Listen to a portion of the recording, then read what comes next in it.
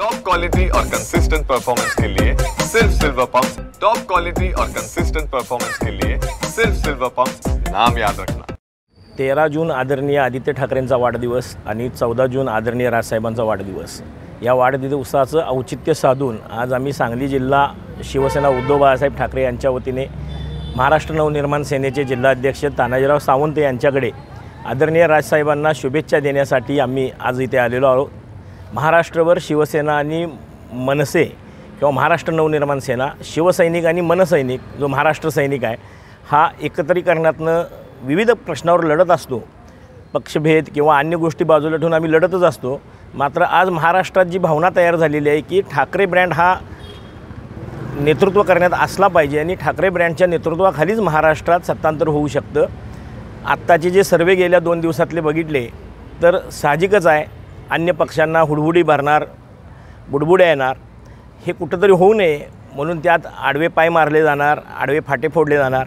पण आमची जी शिवसैनिक असतील किंवा महाराष्ट्र नवनिर्माण सेनेचे सैनिक असतील यांची भावना आहे की आम्ही हे ठाकरे समर्थक आहोत।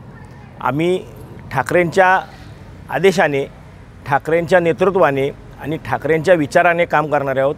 आमच्यात मनभेद कधीच नव्हते, मतभेद असू शकतील किंवा होऊ शकतील, मात्र या पुढच्या काळात महाराष्ट्र नवनिर्माण सेना आणि शिवसेना या सांगली जिल्ह्यामध्ये एकत्रीकरणासाठीच्या वाटचालीमध्ये अग्रभागी असेल।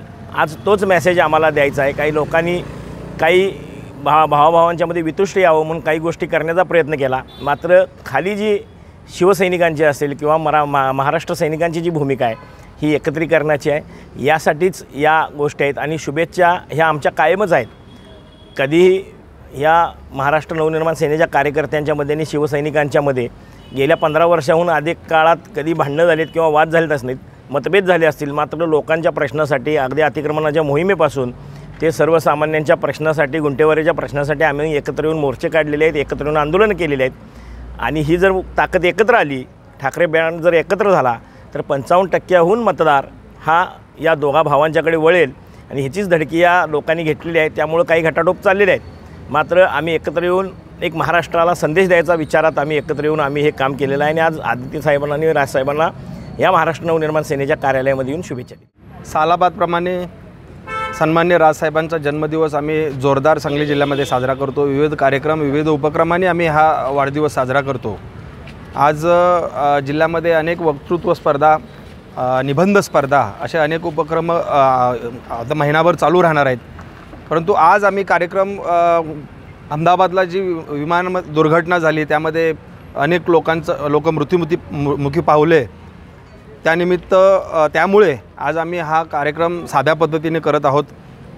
आणि आज आम्ही मनसे जिल्हा कार्यालयामध्ये केक कापून वाढदिवस साजरा करत असताना आनंदाची गोष्ट अशी की शिवसेनेचे आमच्या इथले स्थानिक सर्व पदाधिकारी, शंभूराज काटकर आणि सर्वच आमच्या शहरातले पदाधिकारी या ठिकाणी सन्मान्य राजसाहेबांना शुभेच्छा द्यायला या ठिकाणी जमलेत। त्यांचं आम्ही स्वागत केलेलं आहे आणि ही चांगली भावना आहे की ठाकरे ब्रँड हा राज्यात टिकायला हवा। ठाकरेंना कुणी संपवू शकत नाही आहे। जे स्वप्न बघतायत त्यांनी हे चित्र बघावं। जर ठाकरेंवर अशी वेळ आली तर ठाकरेंचे सैनिक कोणत्याही क्षणाला एकत्र येऊ शकतात। आमच्यात कधीही मनभेद नव्हते, मतभेद हे होत असतात राजकारणात आणि ते चालू राहतात, पण मनभेद कधीही नव्हते। सन्मान्य राजसाहेब, उद्धवसाहेब स्वतः भाऊ आहेत। युतीचा एकत्र येण्याचा निर्णय ते स्वतः घेतील आणि त्यांनी तो घ्यावा ही आमच्या सर्व कार्यकर्त्यांची इच्छा आहे। त्याचबरोबर सांगलीतील अनेक लोकांची, बऱ्यापैकी लोकांची इच्छा आहे की ही युती व्हावी, 2 भाऊ एकत्र यावे। अनेक लोक आम्हाला येऊन भेटतात, कधी युती होते, काय होतं आहे, आमच्यापेक्षा, आमच्या कार्यकर्त्यांपेक्षा सर्वसामान्य लोकांना ही क्युरियोसिटी आहे की कधी युती होते। त्यामुळं संपूर्ण राज्यभर ह्या युतीचं वारं पसरलेलं आहे आणि हे वाऱ्यामुळं सत्ताधाऱ्यांना धडकी भरलेली आहे असं आम्हाला वाटतं आहे। त्यामुळं काही विविध घटना आता घडत आहेत, परंतु युतीचा निर्णय जो काही असेल तो सन्मान्य राजसाहेब घेतील आणि उद्धवसाहेब घेतील तो त्यांनी घ्यावा असं आम्ही समस्त सांगलीकरांच्या वतीने विनंती करतो।